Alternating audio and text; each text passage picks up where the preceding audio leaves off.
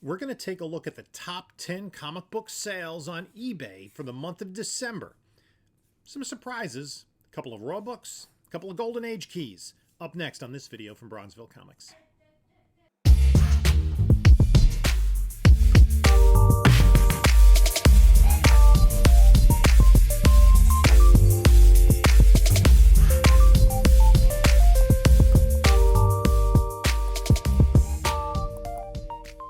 Hey there, comic book community. This is Jim from Bronzeville Comics coming to you with another video.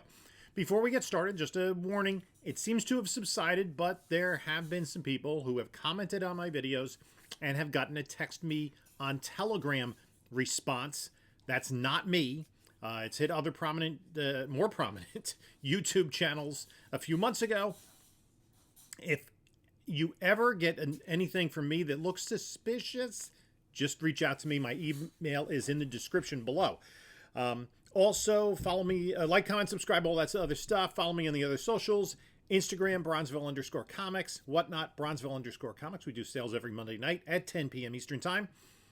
And there's a link in the description that if you use that and you're not yet on Whatnot, you can get $10 off your first purchase. In addition to my email, there's also a link to my eBay store in the description. So let's get started. I started this last month where I looked back at comic book sales on eBay for the last month. Now, eBay keeps about 3 months worth of sales that you can look through when you look for sold listings. And it's pretty helpful if you're trying to price a book.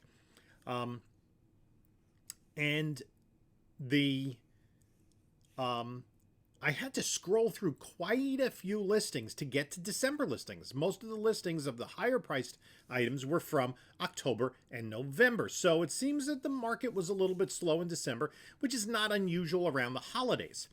But let's start. Last month, the list was dominated by Silver Age books. And there's one book in particular that appears on this list 3 times. And what's interesting is 3 of the 7 listings are for raw comic books.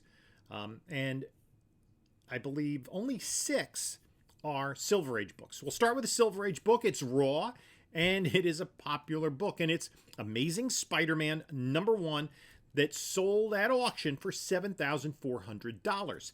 Now, this particular listing did have 62 bids.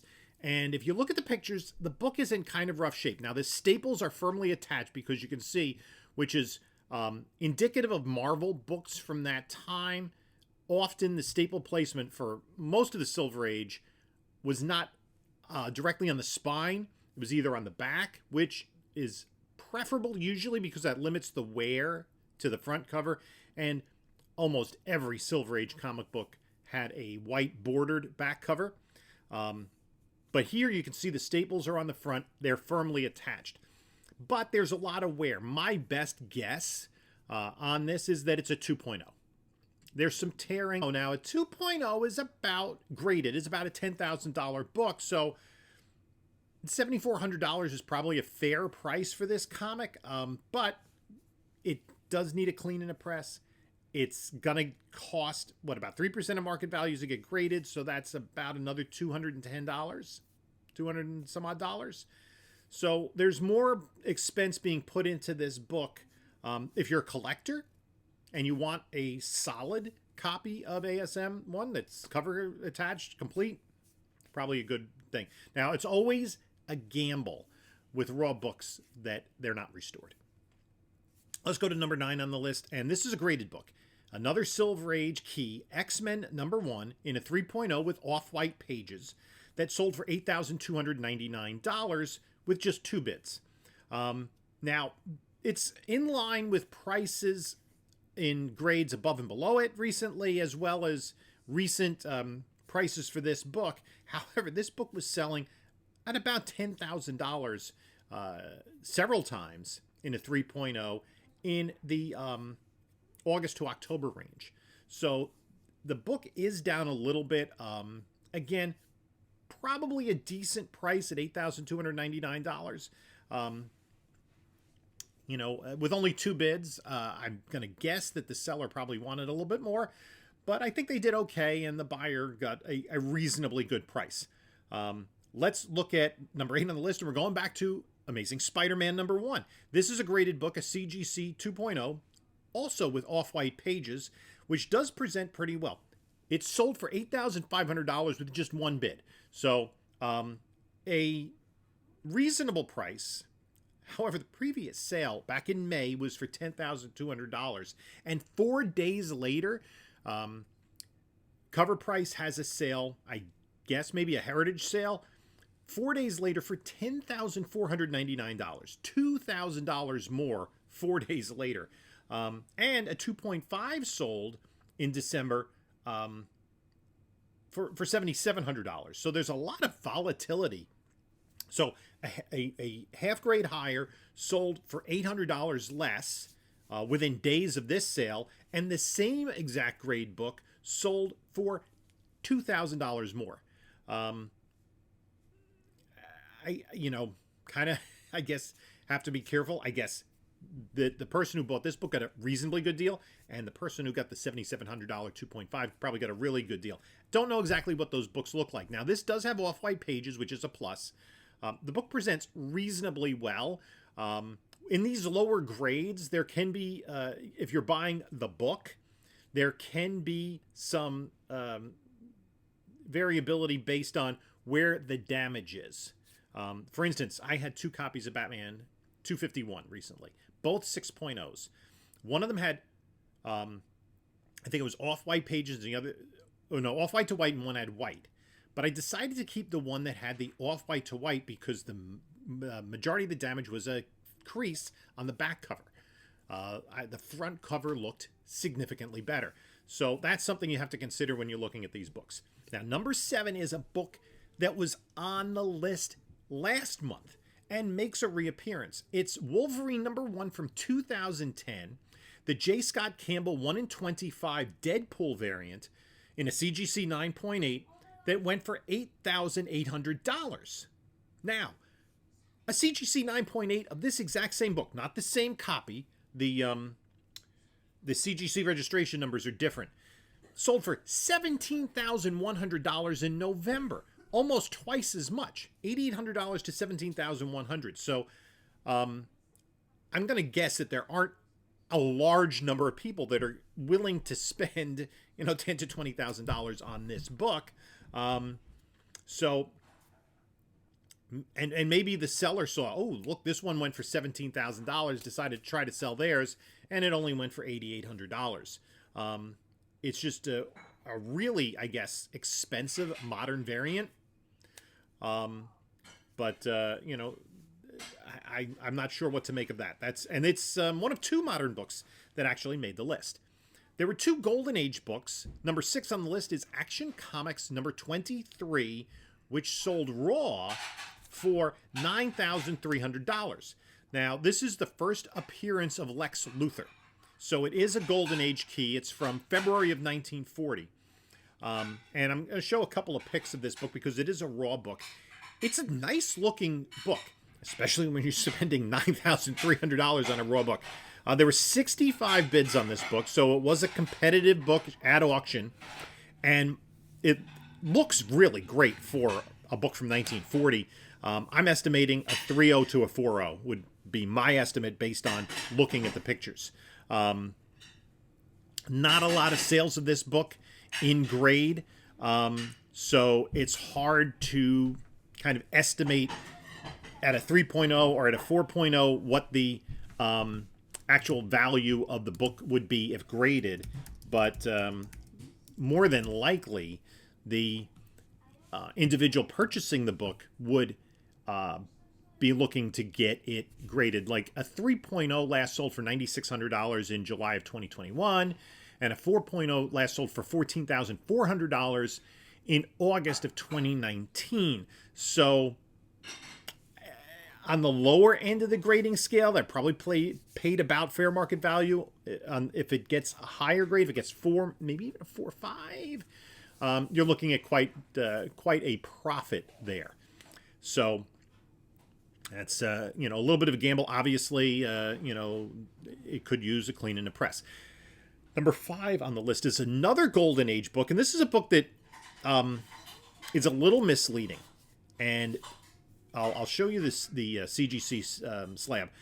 It's Human Torch number 2, the CGC 9.0 that sold for $9,520. It went at auction for at 47 bids. It's actually issue number 2, but it says issue number 3 on the cover because there was no issue number 1. And the numbering kind of retroactively corrected itself. So you'll see on the CGC slab it says number 3 and then parentheses number 2 because it says number 3 on the indicia, but it's the second issue that was printed. And by issue 5 or 6, they had corrected it so that like issue 7 was the 7th issue distributed. This happens in the Golden Age. It happened with Whiz Comics as well. Anyway, there's really no sales history of this. According to Go Collect, the most recent sale was in 2016 for $6,701. So an increase of $2,819 in 6 years. That's an average annual increase of 6.1%. And I like to use that metric. I did a whole video on it because when you have, especially for Golden Age books that don't sell very often, and you're talking about years, yeah, well, if it's been 15 years since the book last sold and it increases, 250%, that's different than a book that sold 6 months ago. So it's important. I'm a math teacher, so I did the math, and the average annual return is 6.1%. So if you had bought that book or put that money, instead of buying the book, you sold the book, put the money into an account that returned 6.1% annual interest, you would now have the value of the book. Now, so most Silver Age keys probably go between a 12 and 15% average return on investment over the last 10 years. Golden Age, a little bit less. So that's just looking at 2 data points.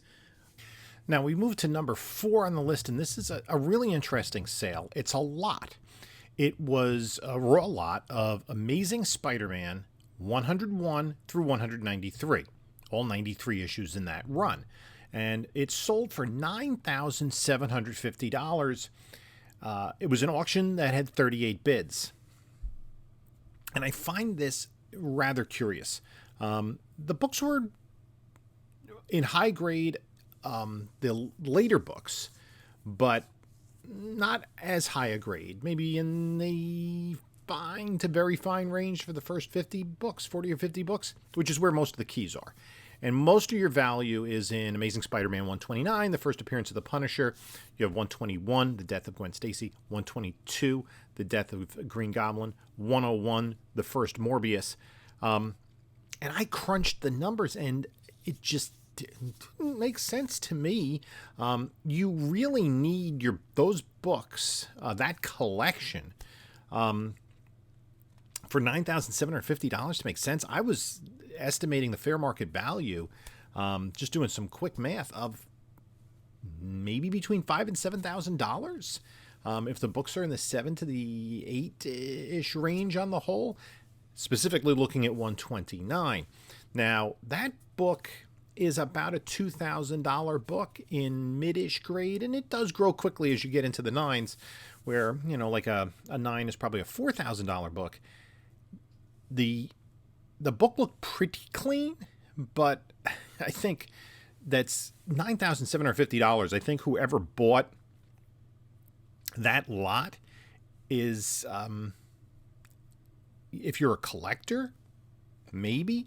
I think you might have a little bit better luck cobbling it together individually.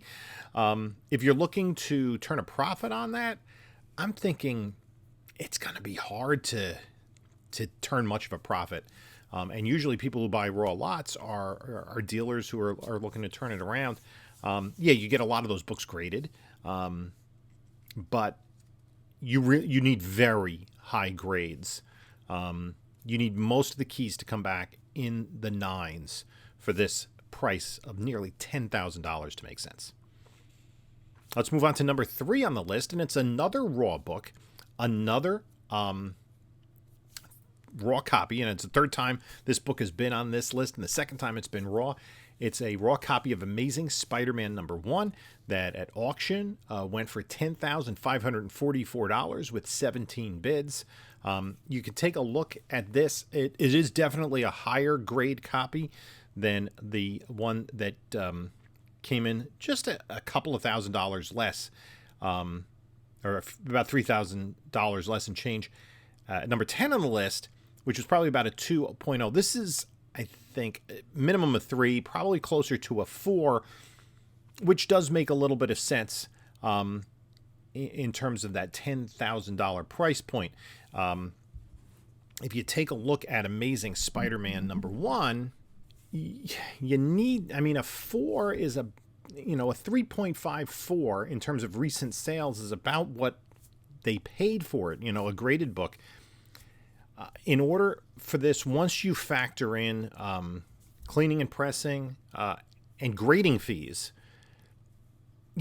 the buyer of this book really needs it to come back at a 4.5, which I think is possible based on the look of the book, but might be a little bit of a risk. If you can get to 5.55, then you're talking about a nice little profit. 5.5 recently sold for $16,800. But the book climbs rather slowly until you get to about an 8, which this is not, most certainly. So it's interesting. Another raw ASM book, and of course you're taking on the gamble that it's unrestored. Let's move to number 2 on the list. And this is a book I was puzzled by momentarily because it doesn't reflect it properly in the listing. Perhaps the seller didn't know what they had. It's an Ultimate Fallout 4 CGC 9.4 that sold for $10,700. And I'm looking at it going, is this a real listing? Why is it? And then I realized in looking at the pictures that it is a newsstand copy. But it doesn't reflect that in the listing. So the seller, if you have a newsstand copy, a graded copy of Ultimate Fallout 4, and you're going to kind of lead with that. You're going to say Ultimate Fallout 4 CGC 9.4 newsstand, because that adds obviously a lot of value to the book.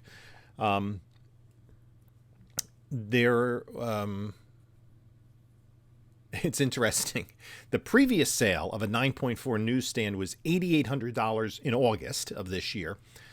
And I think prior to that, a 9.4 newsstand copy sold in 2018 for $130. Somebody got a very nice deal on that one. The seller doesn't have a lot of feedback. So I think it's possible that they didn't know that they had a newsstand, but I do think they did get paid that newsstand premium for the book. I think $10,700 is a pretty healthy value for this book. Not a lot of sales of a newsstand. If we look around it, direct copy of a 9.4 is about a $550 book. So I was wondering why, like the 20x premium. But, again, the $8,800 in August, and according to at least cover price, not a lot of sales. There was an 8.0 that sold for $3,383, so it's hard to make a comparison. I think really the buyers set the market.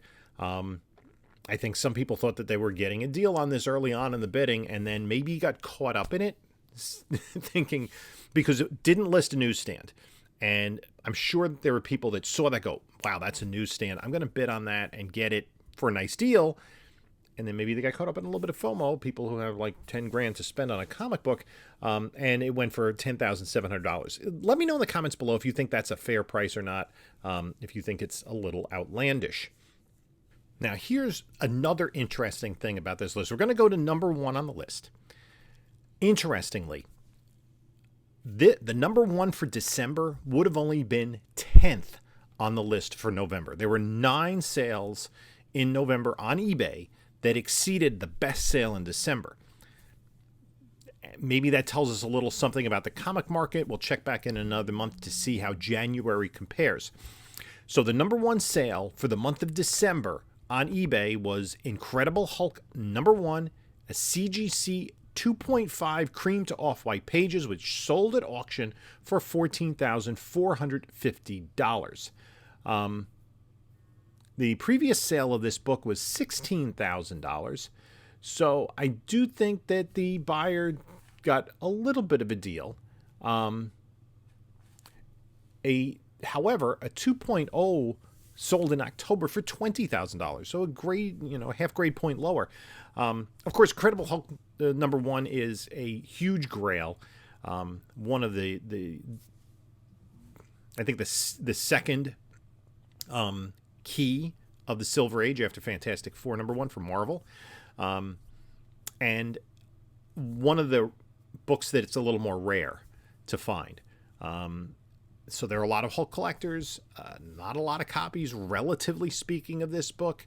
And it always does kind of go for a premium in any grade. Considering at $20,000 in October and this for $14,450, I think this was a pretty good deal. And it may just be overall reflective of, kind of where the market is standing here in December. Is it the continued downturn of the comic market, or is it something seasonal? Remains to be seen. But that's the #1 sale. Let me know what you think of this list. If you enjoy this idea that this is the second list I've been doing, let me know in the comments. Let me know what you think of some of these books. Because, again, it's hard to find comparable sales.